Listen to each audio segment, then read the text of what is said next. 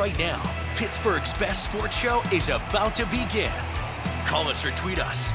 We've got things to talk about on the Ireland Contracting Nightly Sports Call. All right, thanks a lot, and thank you for sticking around for the Ireland Contracting Nightly Sports Call. I'm Rich Walsh. I'll be joined by Andrew Fillipponi in a matter of moments from the 93.7 The Fan Cam, and there he is. And you know what, Pony, I was listening to your show on the way in, and I want people to call in, 412-575-2600. I heard you want to trade Paul Skeens. You think it's the right move. I don't want to debate this, but I want to hear why. Why do you think it's a good move that they should trade him now as opposed to like 2029? Well, first of all, are you in a different place today? You don't look the same, Richie. I don't know if it's the I know hair it's a little or what. weird. Okay. They're doing a studio renovation here, and we had to move over because we have to do sports here now while they're doing our studio. But it's going to be about 6 weeks, I think, or so that I'm going to be over here now. So yeah, it'll look a little bit different either for me or Bob. Gotcha. Okay, thank you for that update there. All I said today was, you know, this is a 500 baseball team right now. We're in year 7 with Cherington, and they're in 4th place. And so if this is where they finish the year, all right, if they are this kind of mediocre baseball team again when this season is done, then I think at that point you would have to consider trading Paul Skeens because you'd have another failed season with him. You would not have made the playoffs. We've seen here that you're capable of losing 7 games in a row with him on the mound.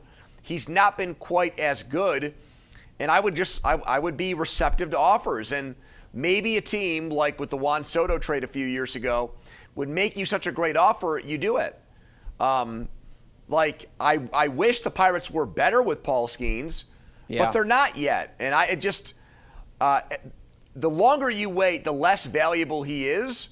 And I think with a couple of years of arbitration-controlled years under his on his contract left, I think that you might be able to make a trade that sets you up for years to come if you can't win with him. And that's what the next 80 games are going to show us, Richie. Can this team with Paul Skeens and everybody else win in 2026? You know what's amazing to me, Pony, is the Pirates are 0-7 when he starts in the last 7 games.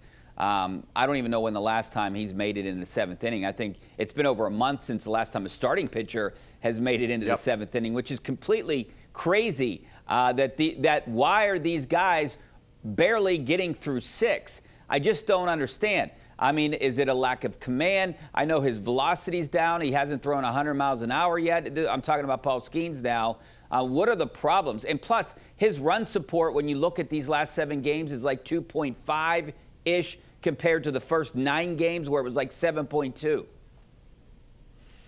Yeah, well, that's part of it. I don't think good defense has happened behind him either. I mean, we saw the play that Mangum tried to make in Colorado on Saturday night right off the bat that ended up in an inside-the-park home run. No error charge there on that play. So, I mean, I think that's obviously, I think, part of this whole thing is they constructed a team this year that was not going to be as good defensively. The trade-off was increased production in the batter's box offensively, and they've gotten that. But you're not seeing as many plays made behind him like in years past. You know, the velocity thing drives me nuts because there's been no explanation for it. Now, his fastball is still getting outs, still getting swings and misses, so it's not as if that fastball velocity coming down has made it a bad pitch. That's just not true. But we still don't really know why he's doing it that way. You've got the GM who says, well, he's been negatively affected by the World Baseball Classic. Paul's never come out and said that. He's never made it sound like he's more taxed or more tired or more fatigued because of the way he started the season off. So I don't know. I just know what my eyes tell me. And especially early in games, teams are able to get to him like we've never seen before. It either gives up an early home run or a team tacks on a couple runs early and he settles in. But as you pointed out, I mean, it's harder to settle in when you're not getting the offensive support that he was earlier in the year. No doubt about that. And he isn't the major problem. It's a guy like Mitch Keller. And then if you have Jared Jones missing, what's going to happen with the starting rotation? You already have a struggling bullpen. And if you have to move Majinski into the starting rotation, if Jared Jones has to miss a start, maybe you sit Keller. He's been awful lately, too. His last 6 starts is like an 8.70 ERA. They got some major problems. And I don't know about you. I don't really want to entertain a Paul Skeens trade right now unless they get an unbelievable deal or something like that. But I do want to entertain a trade other than getting a guy like Hunter Stratton. They need to get some arms in here. And they need to give up maybe some of these prospects to get them now instead of the trade deadline, which I think it might be too late for the Pirates. Well, Ben Cherington, again, poured cold water on that on his radio show and said, no one's making trades right now.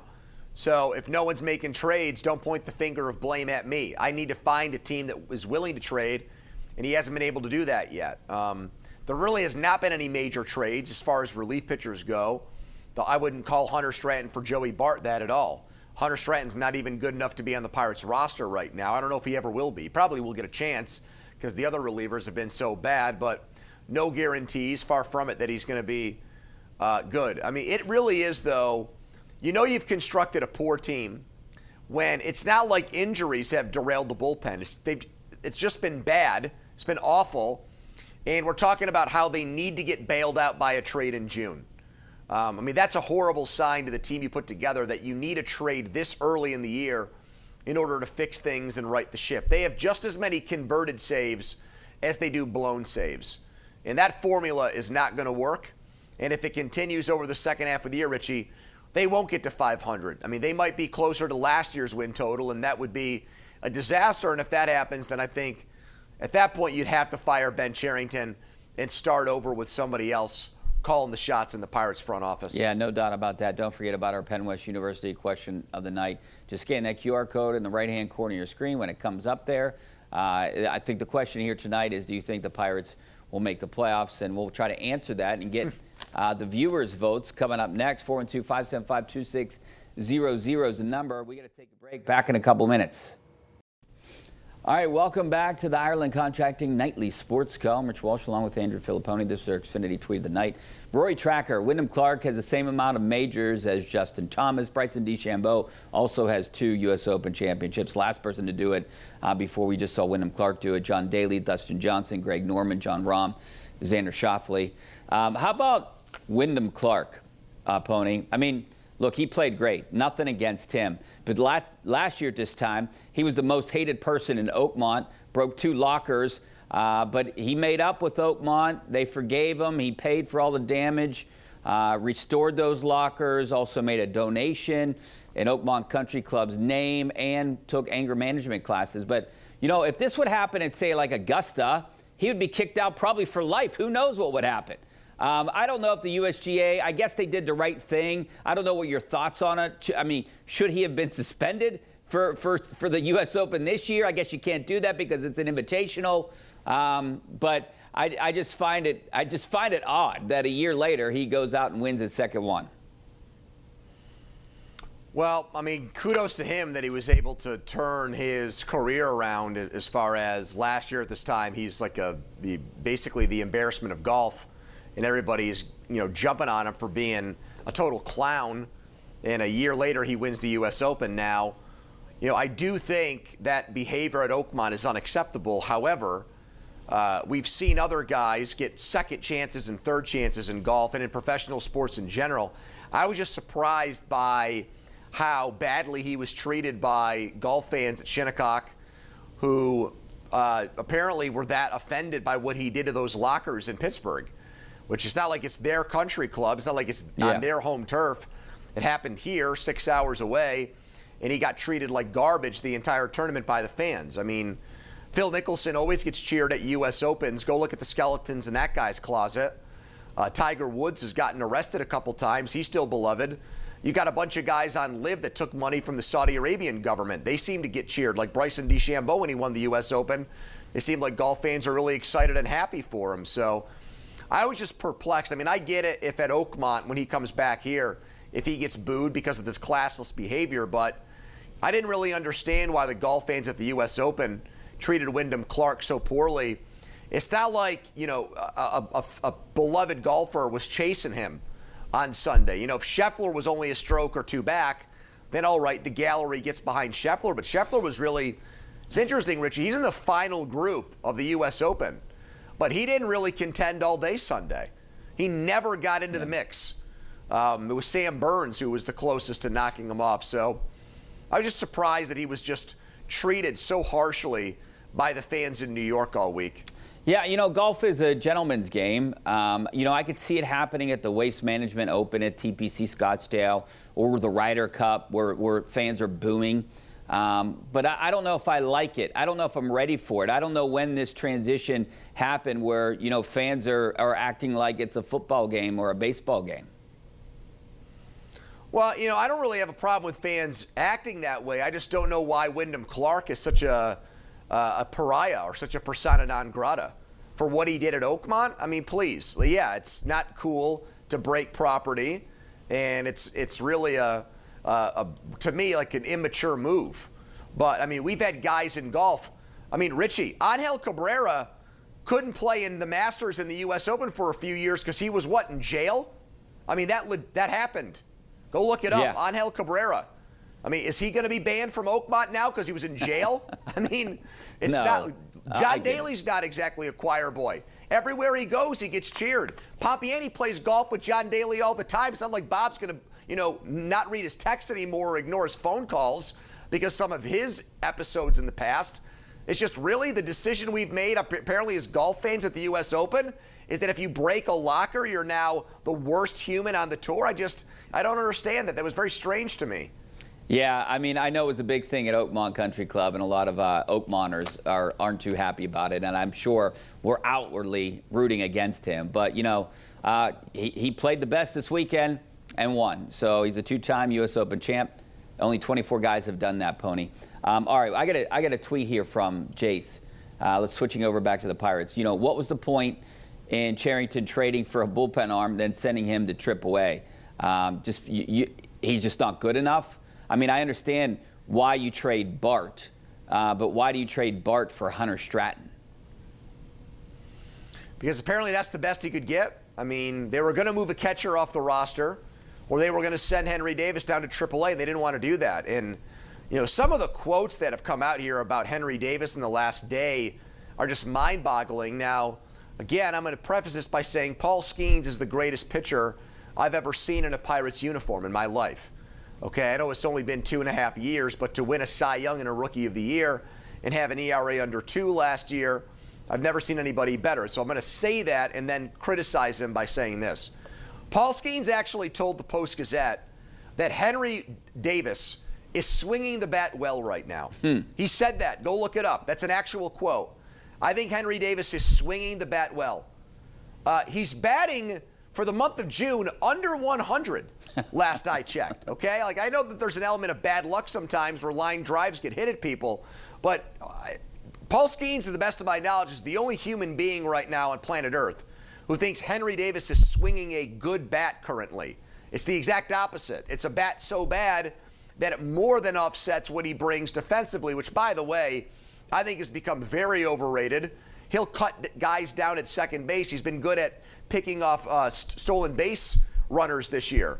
But I think he leads the NL in pass balls last I checked. Nothing in the pitch framing data, unless I'm missing it, proves that he's elite at that. So, all right, he's a better defensive catcher than Endy Rodriguez and Joey Bart. That's really not saying much. And it doesn't justify the fact that he's a 130 hitter right now. I mean, his on base, his OPS is in the 500s.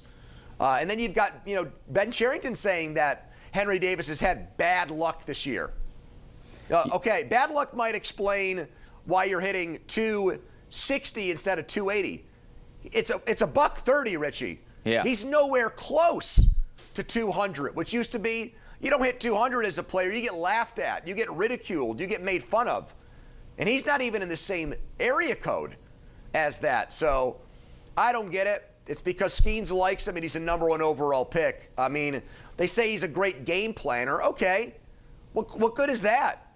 I mean, let him game plan and not play then. Put him on the IL and just let him be an extra coach for the rest of the year. I don't get it. I've never seen a guy hit this poorly and get this many chances with a team. Yeah, I think it's fair to say that most teams, he'd be in the minors right now, but not with the Pirates because of Paul Skeens. All right, don't forget about our Penn West University question tonight. Just scan that QR code. Do you think the Pirates have a chance to make the playoffs? I'm surprised 38% say yes right now the way they've been playing. I'm in the no category. Because right now, even if you look at the season as a whole, 39-39, it's kind of disappointing. I thought there'd be a couple games over. I guess, you know, the midway point is after the Seattle series. So if they would sweep them, they would be 3 games over. That's potentially 6 games over.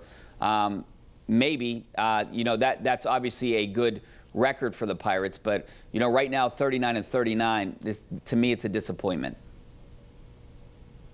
Yeah, 81-81 would not be enough progress. It would be a big win jump from last year, but it's not about just doing better than 2025, which was a colossal disappointment.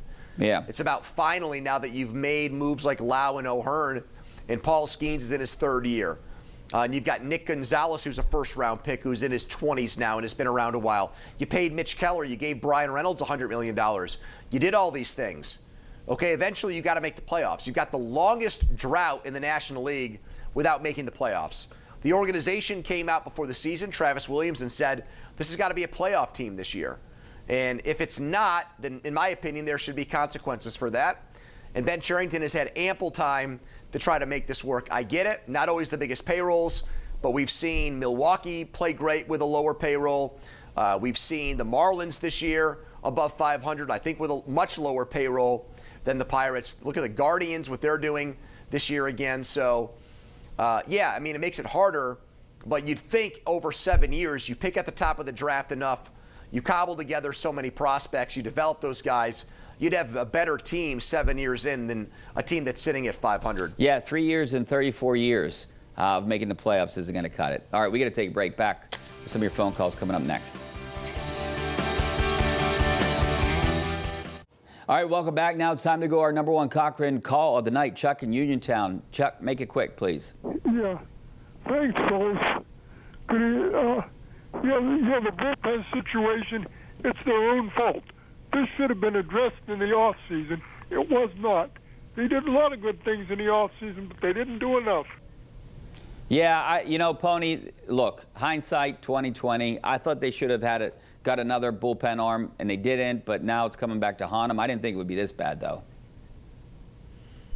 Well, the Ozuna $12 million is a wasted investment right now, and that's a lot of money that could have been used to spread out to bullpen guys. Their highest paid bullpen reliever is Soto, and then the next highest guy is Santana, who's making $3 million. And I don't think anybody else after that is making more than $2 million. So you've got a lot of cheap guys in there that haven't done much in their career, and only one established guy really in Soto. So instead of giving Ozuna $12 million, I think in hindsight you say you could have used that on some veteran bullpen arms to fill out that part of your team, which right now is by far your biggest problem as a team. All right, thanks a lot, Pony, and thank you for watching. Hopefully you make the switch over to KDKA News right now.